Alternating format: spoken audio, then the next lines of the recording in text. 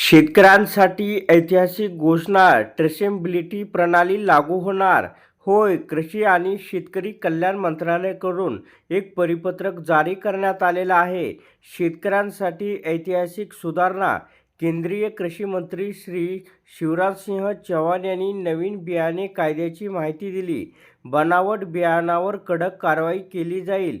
पारंपरिक बियाणे प्रणाली सुरक्षित राहील. बनावट बियाणाच्या समस्येपासून शेतकऱ्यांना पूर्ण दिलासा मिळेल. आता निकृष्ट बियाणे विकणाऱ्यासाठी 30 लाख रुपयांपर्यंत दंड आणि कठोर शिक्षेची तरतूद प्रस्तावित आहे. ट्रेसेबिलिटी लागू झाल्यानंतर बनावट किंवा खराब बियाणे त्वरित ओळखले जातील. ट्रेसेबिलिटी प्रणालीमुळे पारदर्शकता वाढेल.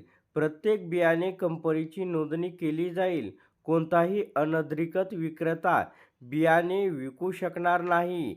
तर शेतकरी बांधवांनो, पुढे आपण सर्व माहिती या ठिकाणी पाहणार आहोत, म्हणून हा व्हिडिओ आपण शेवटपर्यंत पहा. या ठिकाणी माध्यमाशी बोलताना केंद्रीय कृषी शेतकरी कल्याण आणि ग्रामीण विकास मंत्री श्री शिवराजसिंह चौहान यांनी नवीन बियाणे कायदा म्हणजे बियाणे कायदा 2026ची वैशिष्ट्ये आणि शेतकऱ्यांवर त्याचा परिणाम याबद्दल सविस्तर माहिती दिली. ते म्हणाले की हे विधेयक शेतकऱ्याची सुरक्षा, बियाणाची गुणवत्ता आणि पारदर्शकता सुनिश्चित करण्यासाठी एक ऐतिहासिक पाऊल आहे. तर प्रत्येक बियाणाची संपूर्ण कहाणी म्हणजे माहिती आता शेतकऱ्यांपर्यंत पोहोचेल. माध्यमाच्या प्रश्नांना उत्तर देताना केंद्रीय मंत्र्यांनी म्हटलं की आता देशभरात बियाणांचा शोध घेण्याची क्षमता निर्माण करण्यासाठी एक प्रणाली स्थापित केली जाईल. त्यांनी स्पष्ट केले की आम्ही अशी प्रणाली तयार करण्याचा प्रयत्न केला आहे जी बियाणे कुठे उत्पादित केले गेले, कोणत्या विक्रेत्याने ते पुरवले आणि ते कोणी विकले याची संपूर्ण माहिती प्रदान करेल. प्रत्येक बियाणावर एक QR कोड असेल जो स्कॅन केल्यावर शेतकऱ्यांना त्यांचा स्रोत ओळखला जाईल. यामुळे केवळ निकृष्ट किंवा बनावट बियाणांना आळा बसणार नाही, तर जर ते बाजारात आले तर जबाबदार व्यक्तीविरुद्ध जलद कारवाई देखील शक्य होईल.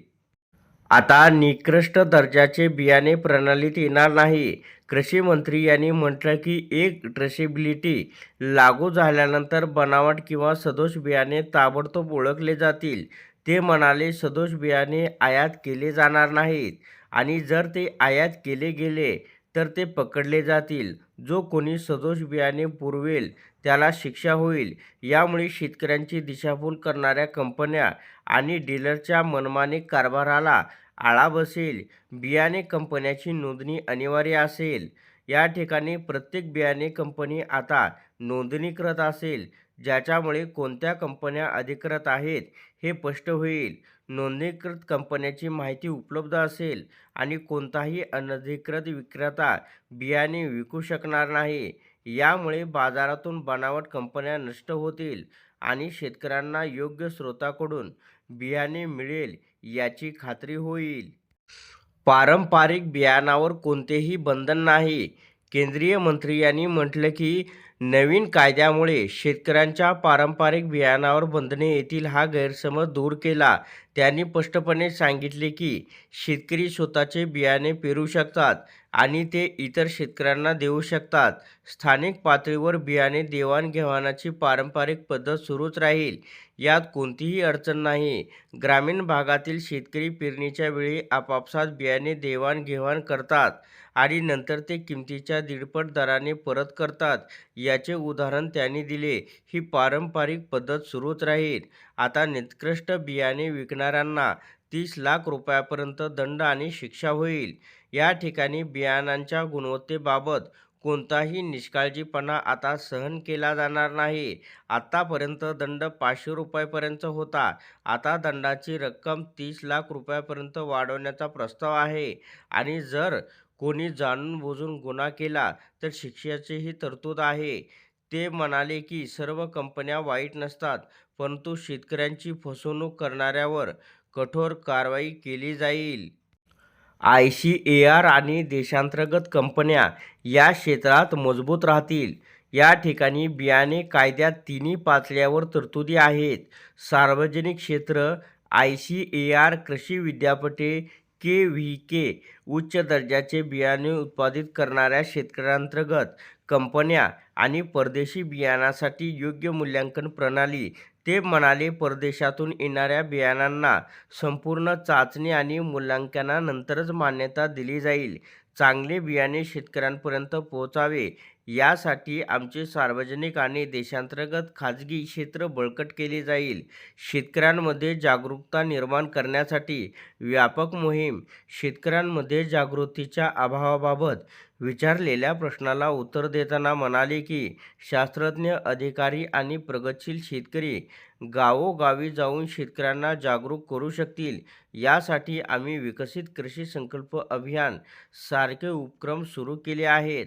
ते म्हणाले की, देशातील सर्व 731 कृषी विज्ञान केंद्रे KVKS शेतकऱ्यांना बियाणांची गुणवत्ता, बियाणाची निवड आणि तक्रार निवारण याबद्दल माहिती देण्यात महत्त्वाची भूमिका बजावतील.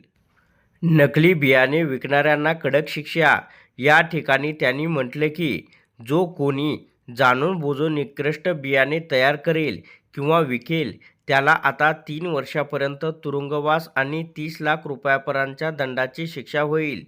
ते म्हणाले की, पूर्वी हा एक कमकुवत खटला होता, परंतु आता आम्ही शेतकऱ्यांना न्याय मिळावा म्हणून ते प्रभावी करत आहोत. 1966 चा जुना कायदा आता आधुनिक केला जाईल. ते म्हणाले की, 1966 चा बियाणे कायदा जुना होता, जेव्हा तंत्रज्ञान किंवा डेटा नव्हता. आता आम्ही ट्रेसेबिलिटी, डिजिटल रेकॉर्ड आणि जबाबदारीच्या तत्त्वावर आधारित एक आधुनिक कायदा आणत आहोत, जेणेकरून भविष्यात कोणत्याही शेतकऱ्याची फसवणूक होणार नाही. राज्य सरकारचे अधिकार अपरिवर्तित राहतील. नवीन कायद्यामुळे राज्याचे अधिकार कमी होतील अशी कहाणी उपस्थित केलेल्या चिंतेबाबत कृषी मंत्री श्री शिवराजसिंह चौहान यांनी स्पष्टपणे सांगितले की, कृषी हा राज्याचा विषय आहे. राज्य सरकारचे अधिकार तेच राहतील. केंद्र फक्त समन्वय साधेल आणि राज्याच्या सहकार्याने कायदा अंमलात आणला जाईल. तर आमचे ध्येय प्रत्येक शेतकऱ्यासाठी योग्य बियाणे, प्रत्येक शेतकऱ्याला दर्जेदार बियाणे मिळावे हे आमचे उद्दिष्ट असल्याचं या ठिकाणी सांगण्यात आलं आहे. चांगल्या कंपन्यांना प्रोत्साहन देणे आणि चुकीचे काम करणाऱ्यावर कठोर कारवाई करणे हा या कायद्याचा गाभा आहे. तर त्या ठिकाणी त्यांनी म्हटलं की, बियाणे कायदा 2026 द्वारे सरकार प्रत्येक शेतकऱ्याला सुरक्षित, विश्वासार्ह आणि उत्पादक बियाणे पुरवण्याच्या दिशेने एक निर्णायक पाऊल उचलत आहे. तर अशा प्रकारे शेतकऱ्यांसाठी अत्यंत महत्त्वाचे अपडेट होते. अशा प्रकारचे अपडेट मिळवण्यासाठी आत्ताच चॅनेलला सबस्क्राईब करा.